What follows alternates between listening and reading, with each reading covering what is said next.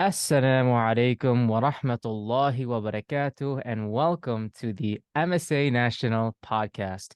This is your host, Subhan, and I am so excited, Alhamdulillah, to have three gems with us today.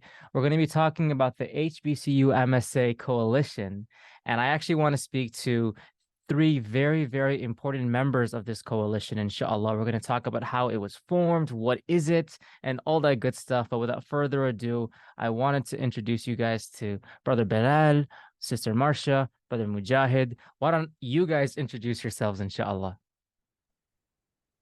Assalamu alaikum, everyone. My name is Marsha Gibbons, and I am one of the board members for HBCU MSA Coalition, and I'm here with my fellow board members, and I'll allow them to go ahead and introduce themselves. Assalamu alaikum. My name is Bilal Hassan. I am the chair of the HBCU MSA Coalition, proud graduate of the first historically Black college university, Lincoln University, in the state of Pennsylvania. Assalamu alaikum, Mujahid Muhammad here, also an associate board member of the HBCU MSA Coalition. Amazing. And since we're calling out schools, I am a graduate of Howard University in Washington, D.C.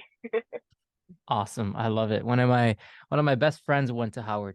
So very cool. And he obviously had great things to say. He started off as a basketball player in Chicago, and then after going to Howard, he became a stepper. So that was really cool to see. Right.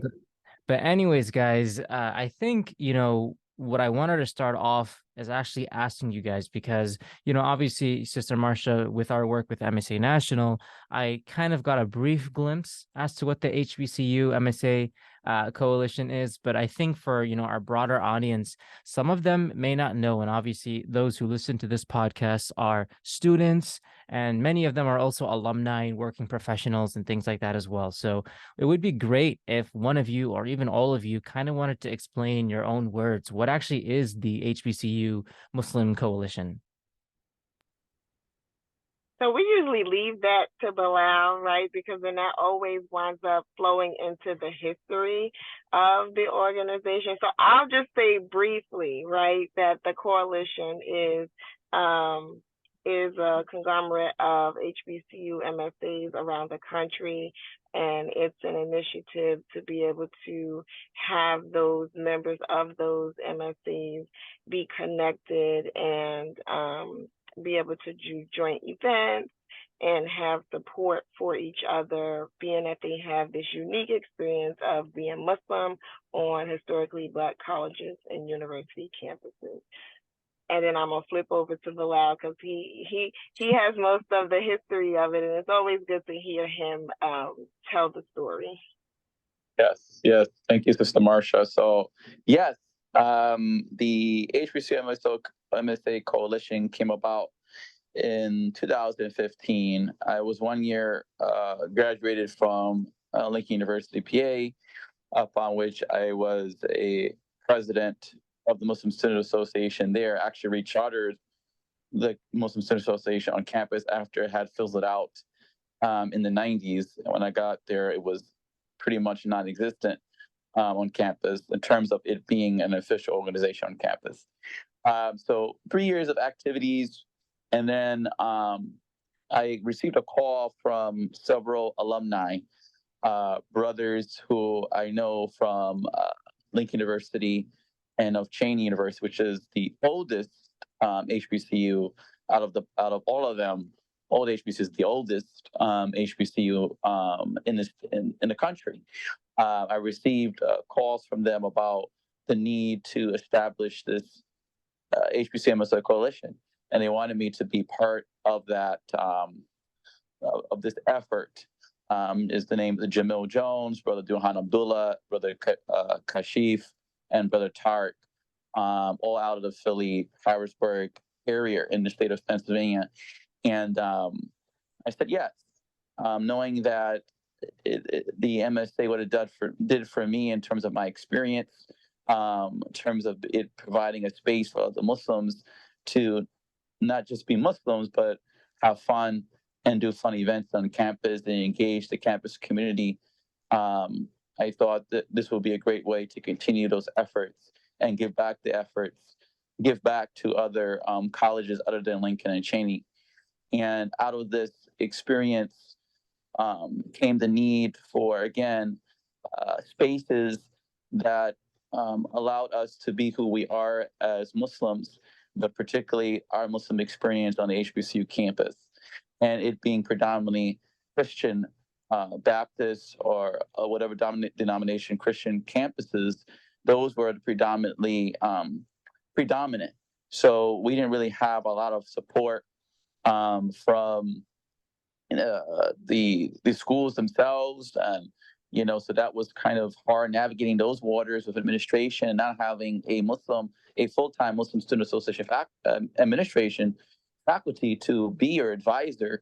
That was presented a hassle or a hurdle rather to work around. So there was a lot of areas of need and of support.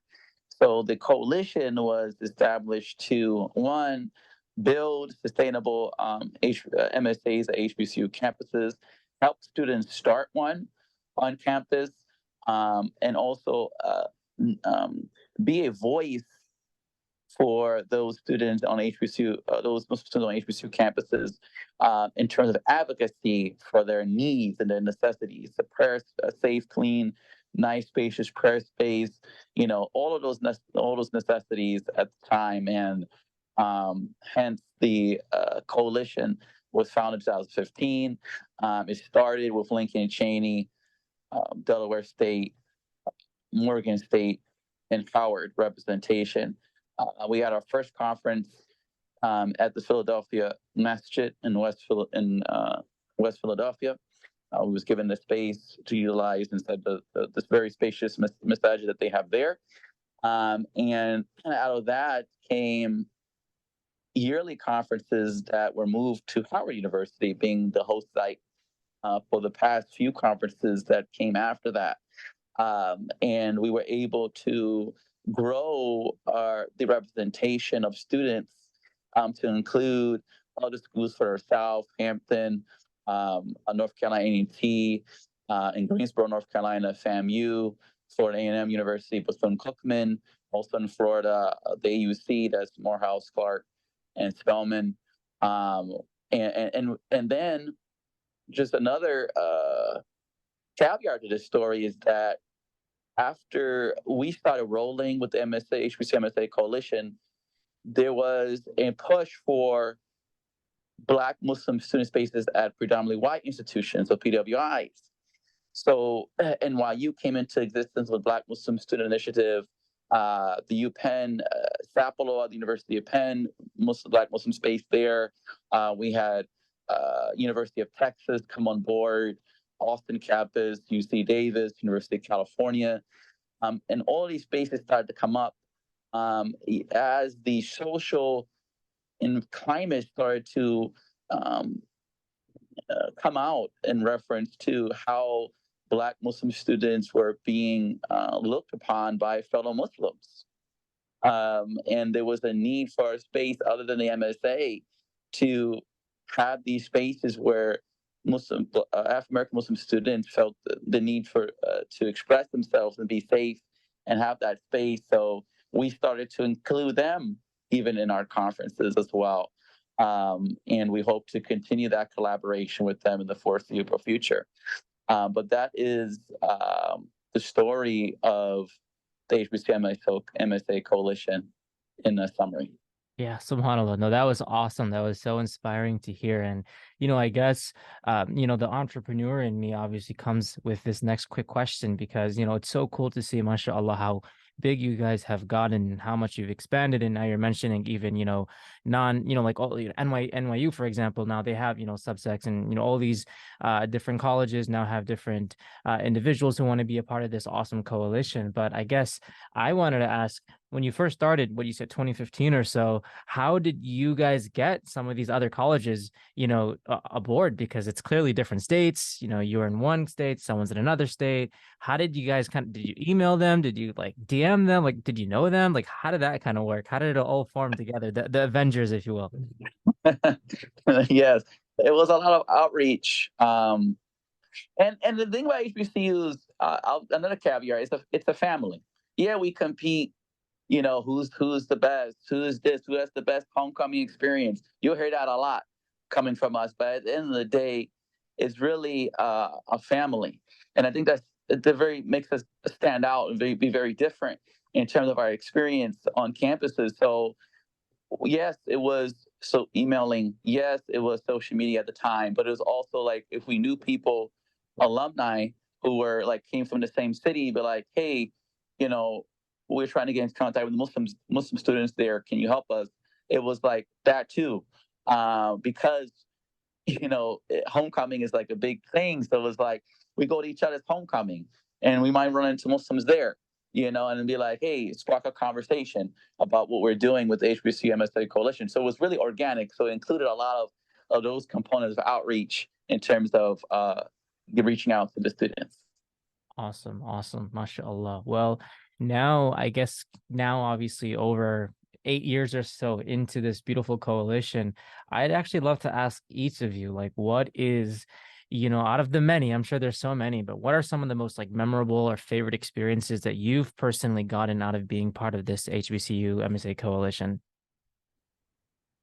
So for me, a lot of my recent experience, being connected to the HBCU MSA Coalition, and it's very unique for me in that my daughter is a student at Howard University, and she is a part of the MSA there, and an active member there, right? And so it's nice to be able to like pop on campus as the coalition and begin to put initiatives together that not only benefit the MSA on the campus, but also like directly benefit my daughter too. So I still get to be a part of her college experience in some way, as much as she will allow me, right? Because Of course. I'm still mom, so it's like it's like you can only do so much. She's trying to have her own experience, but the HBCU MSA Coalition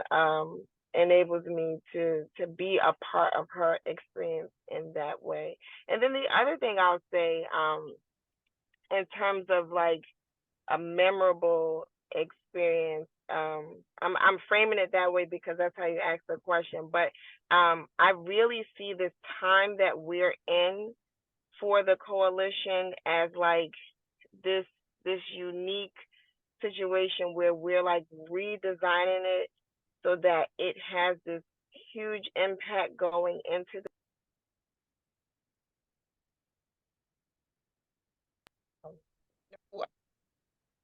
but I know for many of the college campuses, COVID just kind of came in and like tore things up, right? So any kind of organization and structure that you did have fell to the wayside in some kind of way because students weren't on campus, they weren't connecting as they usually do, and now we have the opportunity to be back together. So for me, what's memorable is that we're able to like lay this new foundation down for the coalition that's going to have long lasting effects and allow oftentimes we talk about like youth in our Muslim communities and how, they're really active when they're young, obviously because, Umi and Abu are bringing them to places and they just gotta go there, right? And then as they get older, they disconnect in some way. And so I see the coalition as being this bridge that allows some interaction from these young adults as they go forth into their adulthood to still be connected to the community in which they came from. And it's exciting to be a part of that. Amazing. Thank you for sharing. Anyone else? Yeah, I would echo that as well. I didn't really understand the importance of HBCU. I was homeschooled, private school, went to boarding school, tech school, and when I got an opportunity to go to college, I actually did get accepted into HBCU, but I didn't really take the advantage of that. I went kind of right into the workforce, family development, and community building. And so seeing the young kids now and having this new opportunity to engage with those who are in the HBCU environment as MSA Association, or Muslim Student Association, to give them the importance of that space. Sometimes you need this womb, another womb, to evolve in. And so seeing the young kids, we've had a couple of calls with a lot of up and coming bright young leaders, and just able to, you know, try to infuse certain things that they might think is just passing or just an obstacle, but really it's like an opportunity to really express like your best self. And so just, you know, being able to communicate to them is what I really enjoy about this process. Love it. And you, Brother Bilal?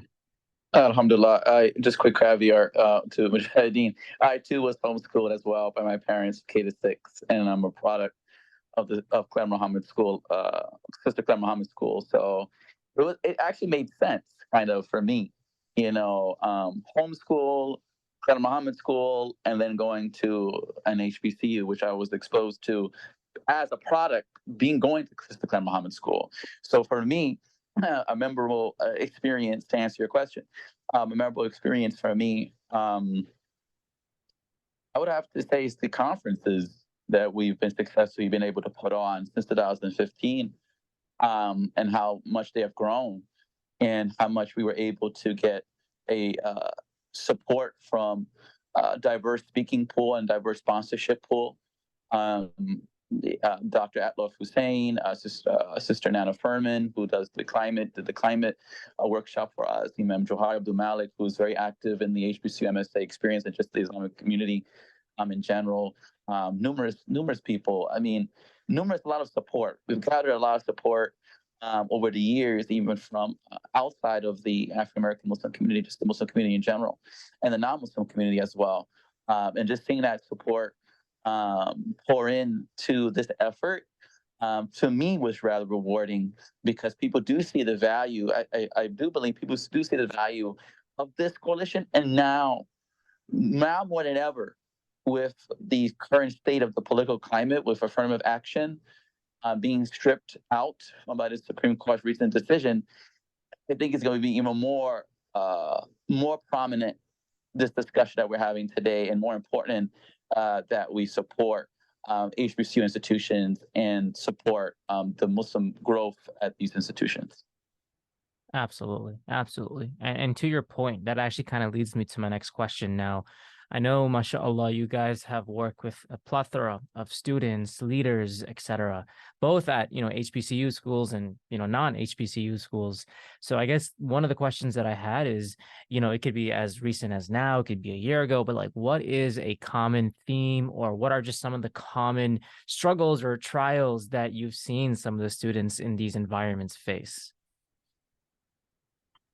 Yeah, so I would say that for the most part, when we've been meeting with students as of late, it's still about being able to like carve out these spaces on their campuses that are not so easy to come by, right? They want to be able to have a space that's all of their own on the campus. Some schools do better than others about providing food during Ramadan, right?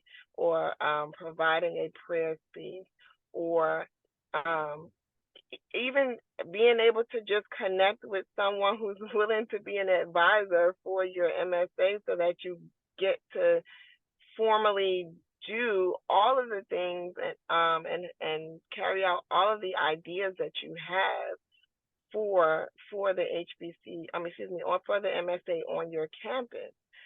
So many of the schools are still working through those things. But I would say, in addition to that, and this probably isn't like a direct relaying of information between the students and us, and it's kind of just something that you observe as you talk to, or as you watch the students on campus for the campuses that we do get to visit is that, when you go to an HBCU, right, there is this like assumption that you are going to get on campus and like go crazy because right now you're in college, you're on your own, there are no parents there, and on top of that it's an HBCU, so it is for some people like party central, right? And so I think there's still this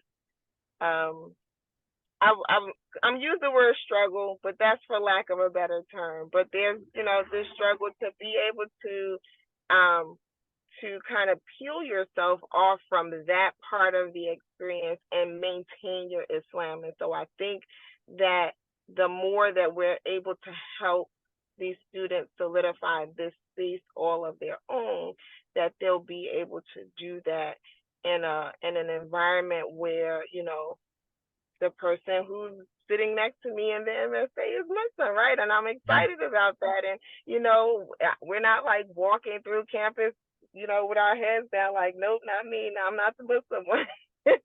But we're able to actually, relate to each other on the campus, on the historically Black college or university campus where everyone's doing so many different things and we're still maintaining our Islam. So I would say those are the two things, really solidifying their space on campus, but also being able to maintain their Islam and enjoy the experience because it really is a unique experience.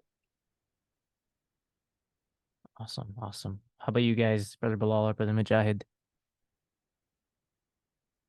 I think Sister Marsha really put out a lot out there just now, and I covered a lot of terrain. So I'll just be quick with my commentary on this question. I do see again the need for fellowship in terms of our brotherhood and sisterhood in Al-Islam. Meaning that I've come to know a lot of Muslims, but everyone on campus has a different story. You have converts. You don't know who's converted to Islam. Then you have second, third, maybe even fourth generation Muslims there. But let's just say at least second and third generation Muslims at these campuses. And this is like Mr. Marsh's sister's first time being away from home full time. And so there's a lot going on, and a space where you can feel comfortable being around other Muslims, no judgment. A space where everyone's fasting together, doing Ramadan together, having iftar together, praying Isha, Tarawih, doing those things together and having fun together is highly needed, just like any other space. We have fraternities, we have sororities, we have all these other organizations on campus that are nationally known across the space, but students are looking for spaces where they can feel that sense of security and that sense of being authentic, and coming to a space where they have support from faculty and administration, and from a student perspective is highly needed at this time. And these are some of the overarching cry out that we're hearing from students. They may not tell us like, oh, this is how we feel. It's like, keep peeling back the onion, you get all these different layers, and so you get all these different issues that come up within a conversation. So it's a gradual progress, a gradual steps to coming up with the solutions. But I think the coalition is in a good space to provide access and resources, and continue to be that glue that keeps these MSAs functioning effectively and efficiently. Absolutely. And Brother Mujahid, any insight as well to some of the trials?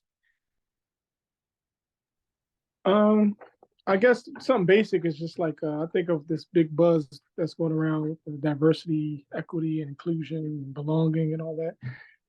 I think they need that as well. Of course, they have that when they come together themselves, but when they connect with other Muslims outside of their school or their MSA, other MSAs, it's in some circles it could be considered an elephant in the room, or something, the unspoken language that people just carry forward. And so I think what they need is just, opportunity to, while they have the opportunity on campus and among themselves to be themselves, they also need that camaraderie with other Muslim associations. Absolutely. So, and Brother Bilal, were you going to say something?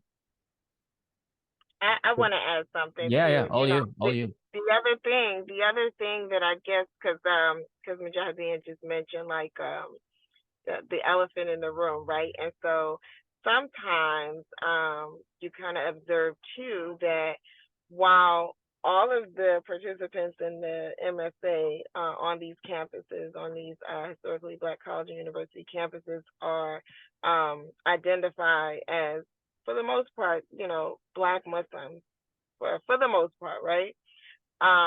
You know, there's also the elephant in the room, so to speak, that, some Muslims are from different communities than other Muslims, right? And so there's sort of figuring those things out, and what you've been taught, or what's the standard for you as a Muslim versus what's the standard for me as a Muslim. And we know that we all, follow the Quran and the Sunnah, right? But in our respective communities, depending on how that's carried out, sometimes that plays out in these spaces. And so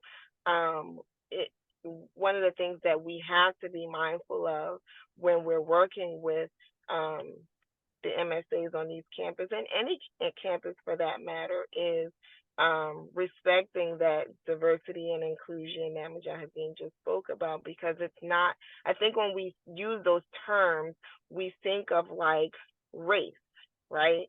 And so on the historically Black college and university campus, there's a little less of that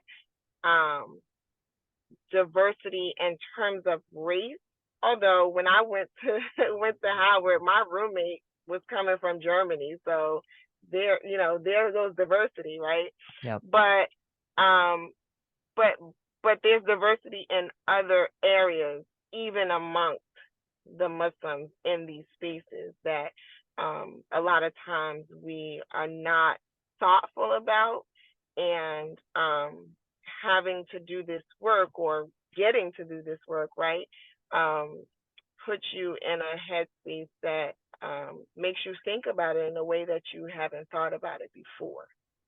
No, that was a great response, and great way to close that question. And that really makes me think, like, we obviously addressed some of the various challenges, some that are obviously openly spoken about, and some obviously we can just kind of, obviously, just given the climate and how the world is, especially as a parent, we just know how it is. I guess one of the questions I wanted to ask was in regards to actually specifically helping, our youth deal with the challenges and things like that, with what the HBCU MSA Coalition does. I would love to hear your guys' thoughts on some of the remedies that you guys have done that actually kind of helped. I know one of you guys, Brother Bilal, you mentioned the conference. Feel free to speak more on that. But we'd love to kind of hear, whether it's webinars or the conferences or just speaking one-on-one, we'd love to kind of hear, some of the cool things that you guys did specifically to kind of, tell the students that it's okay and build that community that you guys continue to do. I would say one thing before Bilal Johnson, because I know he has a lot, right? And so, but I would say one thing, it's just helping the students to, specifically between campuses, right? So that's where I'm coming from with my response to this question. There are some MSAs in our coalition who are stronger than others, right? So our work then becomes connecting those schools whose MSAs are not as strong to the stronger MSAs, for to be able to model the structure that they have, but also connecting all of those MSAs to resources that we're connected to in the larger community. And I feel like that's probably one of the most invaluable gifts or jewels that we get to give to the students on these campuses, is that, they're really in their small world on the college campus, and we're sort of in the mainstream or in the outside world. And so we're able to connect them to resources, whether it be financial or, sponsoring something. And I know Bilal can speak to this. We have one of our former MSA presidents returned to Allah recently, and we were able to do some really thoughtful things on the campus in his memory, and I'll let Bilal talk about that. But I think that's one of the big gifts that we give to these students is to connect them to each other, because otherwise they wouldn't have those connections, but then also to connect them to resources beyond them, their individual campuses that will make a big impact. And sometimes I know, for instance, at Howard, they have a rotation of various different imams that come and give Juma on campus, or you're able to connect them to people who are doing Muslims who are doing extraordinary things in their fields, and bring those people on campus so that they get to see that imagery and know that I can make my mark in the world, and I don't have to compromise my Islam to do it, because this brother, this sister is out there striving and succeeding and excelling, and they're still Muslim. I'll let Bilal do the rest. Thank you. Yes, Alhamdulillah. We as the coalition, as Sister Marcia mentioned, one of the efforts that recently we were able to raise a significant amount of money in the honor of Brother Sultan Suleiman Diego, who passed away, one of the more recent Howard University MSA presidents and graduate, and give that to his mother in honor of his legacy and to help her out. These are, again, just the pouring out of support that we received from that one initiative. That's just one. It was very much appreciative from her and from her family, and was definitely was able to assemble the community, and that's something that's about the HBCU world. It's a family, and it's a community, and when one of us, as Muslims, as we believe, when one of us are hurting or in some sort of pain, then the rest of the body and the rest of the ummah is hurting and is in some sort of pain. So we responded off of that. But we also have been able to expose or have what we call a gifted book. More recently, gift books. One of our esteemed Islamic educators in the African American Muslim community, Imam Rashad Abdul Rahman, was the assistant imam out of Anada Masjid, just published a series of books. One called The Foundations of Al-Islam, as kind of a beginner's guide to Al-Islam, if you would, based upon the 5 pillars and things of that nature. And we were able to say, for instance, engage the alumni community to say who wants to gift a set of books to help build out a library for the MSA at your school. So that got support as well.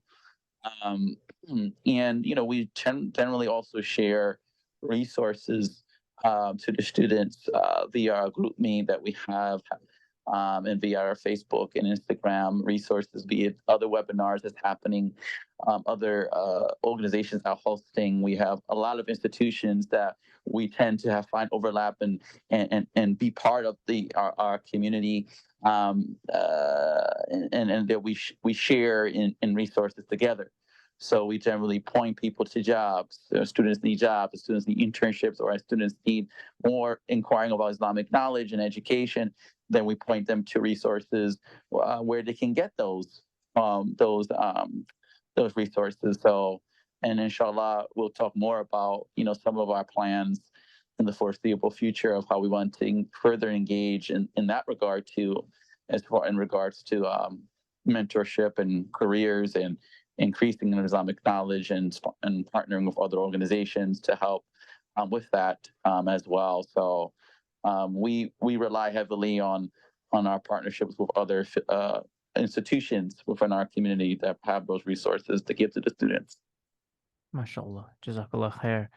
And before I kind of get to my last couple of questions, Brother Mujahid, any insight as well on this? Yeah, and so it's another initiative that we're looking to do, because one thing we didn't really emphasize is we're in a revamp or redevelopment or extending the coalition. So it's a lot of things that we're looking to do. But two of them I'll address. One is the cultural preservation. We want to tie in the legacy of the Muslim American, African American experience as a resource for our students there, HBCU MSA participants, as well as we're also working on, I think they're called the Back to School Pack, put some goodies together for the students to have. So we're looking for different businesses to sponsor different products. No, that's amazing, mashallah. And that I think that's a great segue to one of my last questions, but just like the future. So we're talking a lot about how the coalition was formed. What are some of the struggles that you've seen? What are some of the ways you guys are addressing those?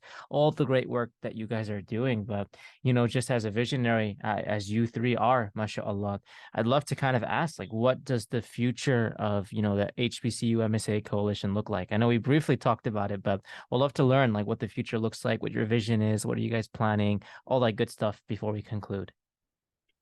So I'll start, and I guess I'll frame it, and if the brothers want to add some other things, they're free to do so. But I'll frame it in that we want to do some very unique things as it relates to homecoming.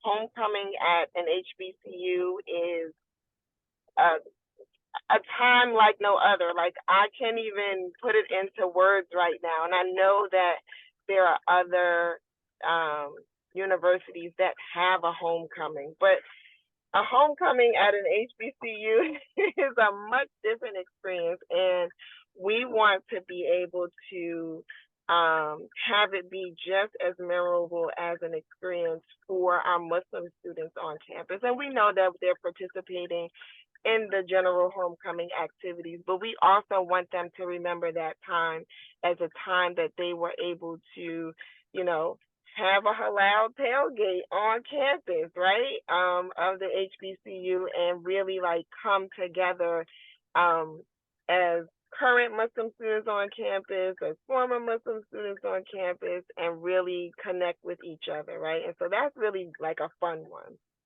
And then I would say that our plans also include being able to engage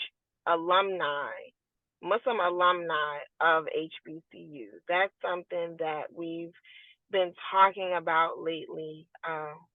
We want to really have a intentional effort toward connecting with those who are Muslim and went to an HBCU, were Muslim on campus when they were at the HBCU, because the students on campus need to know that there is more for them after they graduate school, and it's important for them to maintain their Islam, to connect with that thing, and that there are others out there who have been on campus, gone through the experience, and maintain their dignity, right? And we know that for so many people, that doesn't always remain the case. And then the last thing I'm going to mention is conferences, and we talked about that before, right? But that's so important in terms of the future of the coalition. We really want to connect our schools in a big way in a conference setting. And there are some schools who have reached out to us looking for assistance to have these conferences on their campus, and so we want to be able to really make that a staple in the work of the HBCU MSA Coalition, is to help them to get these conferences off the ground, and be impactful. And some of them want to do it within their state. Others of them are looking to do it within their region. But I would say those are the three areas. Um, and I'm sure Bilal or Mujahideen, if they have more to add, they can. But those are the three that came to mind for me, is the work that we want to do with them, sort of that fun work during homecoming, the conferences, and connecting the alumni back to the students who are currently on campus. Awesome. MashaAllah. Jazakallah khair for that. Brother Bilal, Brother Mujahid, would love to kind of hear your insight on the future of the coalition. Absolutely. As Sister Marsh, I think, put out my thunder a little bit, but I think I didn't mean to do it. I didn't mean to do it. But Brother Sabhan, speaking of homecoming, we would love, we got to get MSA National, you guys, this team, and with this partnership that we have, inshallah, we love to see you all, as be part of this homecoming experience, HBCU MSA homecoming experience for sure. Absolutely. So you all get a little taste of that. Yeah. HBCU love, you know what I mean? But on another note, I think too, I would think too, one of the goals is to expand. Again, COVID really knocked us out. It really put like a pin in a balloon, almost blew out the helium and took out the helium on that joint. So we're in the process of making new balloons, inflating new balloons to go up and to restructure. So reestablishing our connections at more schools, at the existing schools, but also establishing new connections with the other HBCUs as well, to reach out and to see what's going on, see what the climate is, make some more in-person visits now since COVID has taken a back seat. I don't know how to describe it, but a back seat, if you would, to allow us to do those type of things that we weren't allowed to do. So traveling more to these schools, to be one-on-one with the HBCUs there, to Muslims there, to talk about the coalition. So do some more informational sessions with the students. Also, as mentioned before, some of those care packages or welcome packages for freshman students, Muslim students coming to the HBCU, their particular HBCU, and Umrah. We want to we want to do Umrah. We want to take students from HBCU, Muslim students to Umrah, especially during like winter break, which usually allows students, all college universities are off for Christmas and New Year's, as we know, for that winter time. So that gives a large portion of time to make Umrah, at least, and is more affordable, it's cheaper. It's cheaper out of Hajj. It's most affordable to take students. So we will be putting together a package and be looking for sponsors, those businesses, those corporations, organizations that be willing to sponsor. Hey, we want to sponsor a group of students to go make Umrah. This has been done before, years ago, at Howard, actually, when Imam Johari was there. They took a group of students to Umrah. So we want to bring that back again, for this generation students, to allow them to go to Umrah, inshallah. Amazing, inspiring, mashallah. And Brother Mujahid, we'll love your thoughts. And I know you briefly touched upon it, but if there's anything else. Yeah, that last piece Bilal left a little cliffhanger. So that connection between Umrah actually goes back to our connection with the MSA Nationals, Ali Imam W. Muhammad, who was blessed to go to Umrah with the MSAs, with Dr. Ahmed Sakr and all of those back in the I think the mid to late 60s. And so this reuniting, or this communication that we're having here is not by accident, of course. And so another project that we, in relation to the preservation project, is actually called the WD Collective. And the intention of it is to, of course, as we mentioned, to preserve the history or the legacy of African American and their sojourn back to Al-Islam in America. But also to know that we have to connect going forward with those Muslims who have come as of late, right? Those who came to reestablish their life and their destiny as Muslims and as humans. And so one of the things that I always like to think about, even to my own children, is that, you have your house, you have your family, and that's like your first priority, before Allah. After praising Allah, right? But then you also have to know that those principles that you learned in that environment, you have to be able to connect with others of like faith, of like mind.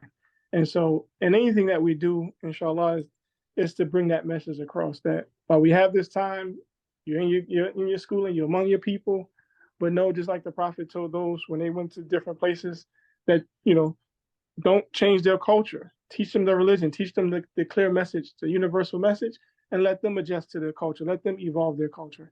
And so that's the pride, the dignity that we try to instill in everything that we do going forward, inshallah.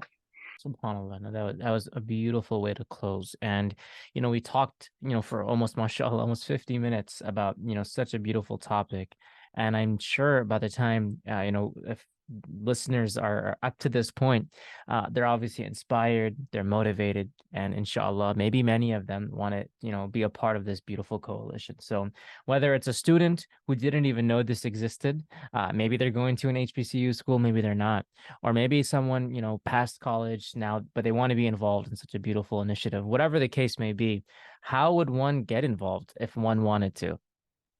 Yeah, so you can email us at hbcumsa@gmail.com. Again, it's hbcumsa, one word, at gmail.com. You can also follow us on Instagram. It's the same, HBCUMSA. And also on Facebook, you like our page, HBCU Muslim Student Association Coalition, all spelled out.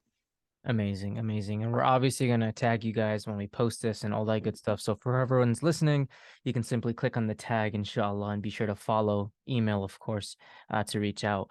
Now, we always do this in every podcast, and mashallah, just, spending a little bit of time with you guys, I could definitely feel the immense amount of hikmah and wisdom that each and every single one of you guys have. So I think your answers to this is going to be a lot of fun. So we always do a quick rapid round, and I don't think I send Sister Marsha the question, because I wanted it to be a complete surprise.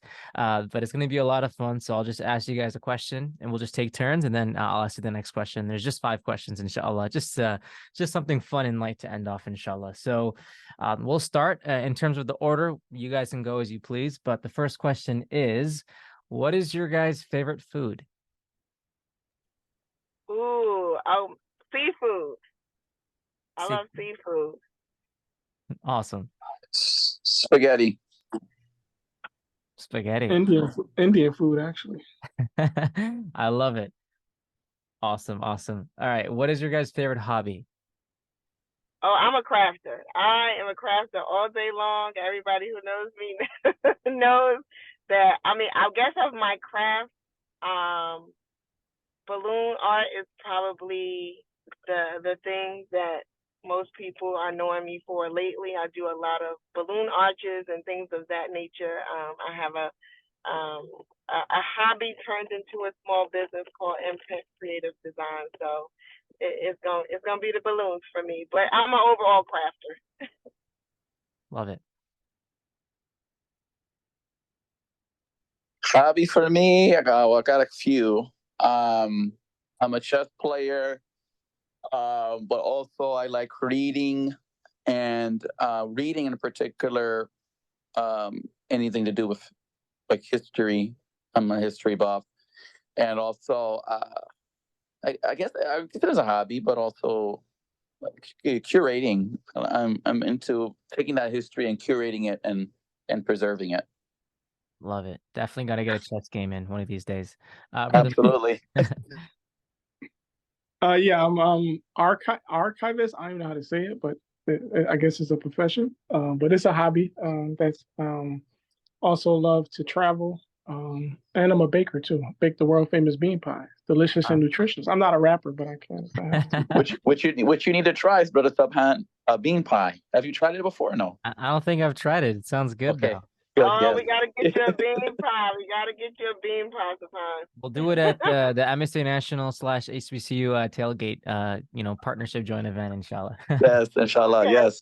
Awesome. So 2 more questions, guys, or 3 more actually. So what is your guys, excluding the Quran, what is your guys' favorite book? Oh man, you gonna stump me on that one. I'm trying to think of the last book I read.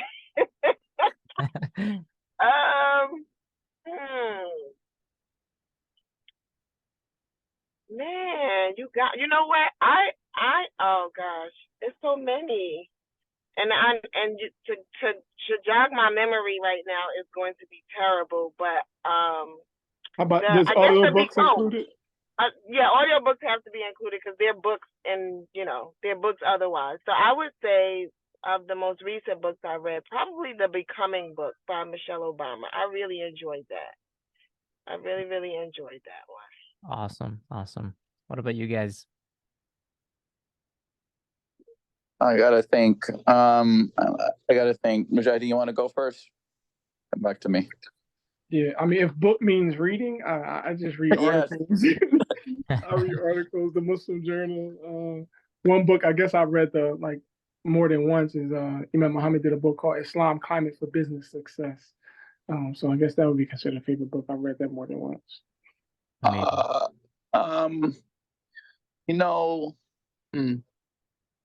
I would have to say the book on autobiography of Frederick Douglass, actually, or the life of Frederick Douglass. For me personally, I think that's a great book that everyone should read about such a historical figure in the African community, but in the world in general, about his story of coming into a slave and then freedom, and then just becoming someone who spoke truth to power at a time where it was very frowned upon to do so. So I would definitely recommend those who haven't read it to read that book and to read the other books that were recommended by Sister Marsha and also Brother Mujahideen as well. Amazing. MashaAllah. So we got 2 more questions. What is your guys' favorite place to travel? Or where? Like a city? We talk about cities and countries too? Yeah, it could be anywhere. Okay. I'm such a homebody. we as a team, Subhan, we make sure we bring Sister Marsha wherever we go. We have to drag her out the house. Yeah, I'm like, I'll pass on this trip. No, but I like the Caribbean. I mean, I ain't been in a while, so I don't know if that counts, but I enjoy like those tropical places. It's very relaxing to be in that space when you do get a chance to go. Yeah. So that's gonna be mine. Love it. All right, for me, I'm just going to be very specific. I was just in DC PG County, DC, for this past weekend. I had my family reunion, and I love DC. The Smithsonian African American Museum is a must go to. If you have not been, please go. And try out the mumbo sauce. That's it. Love it, mashallah. Not the mumbo sauce. Oh wow, that's a classic. Make sure it's halal. I keep the halal mumbo, but that sounds a little spicy. Yeah, no, it's halal. My favorite place to go to, and my children also, is down there to what's the Juneteenth spot in Texas? I forgot the name of the place. Galveston. Oh man, Galveston. Yeah, we love Galveston. And then Detroit. Awesome. Yeah, good pizza there, of course, as well. Awesome, guys. So the last question that I have, obviously, we were kind of going a little bit on the lighter side, but now this question gets a little bit deep. But this is my favorite question. I always love to keep it for last. But if you had to give advice to your younger self in regards to the biggest lesson that you've learned, what would that advice be to your younger self? Oh, this is easy for me. I would tell my younger self to not be afraid and to experience life in a big way. I feel like my younger self was very like inhibited and like, you know, just afraid to like try something new or do something different. And for whatever that was rooted in, I would tell my younger self to push past that and think and dream and do it big. I love it. Mashallah. How about you guys? For me, it would be to not put too much attention to the negative, the naysayers, the bullies, the haters. I think early on in my life, I was bullied a lot. Went through some different difficulties dealing with people. And I think the biggest lesson for me now is to stay more grounded and focused on the positivity, being around positive people, and not giving the negativity that much energy.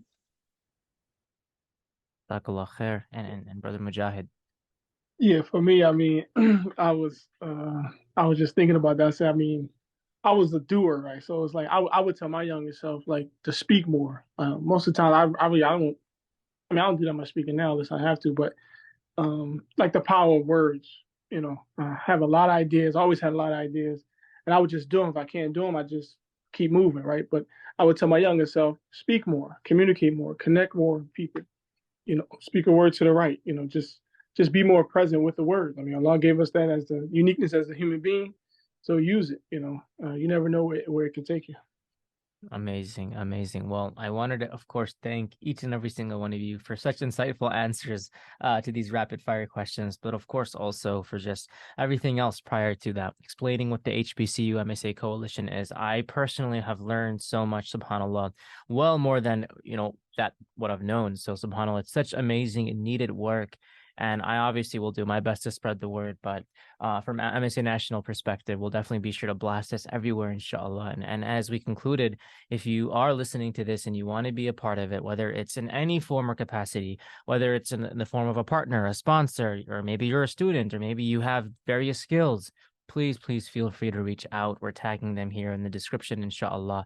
But wanted to thank everyone for listening, inshallah. Jazakumullahu khairan to our beautiful guests. And inshallah, we'll see you on the next episode of the MSA National Podcast. Assalamu alaikum wa rahmatullahi wa barakatuh.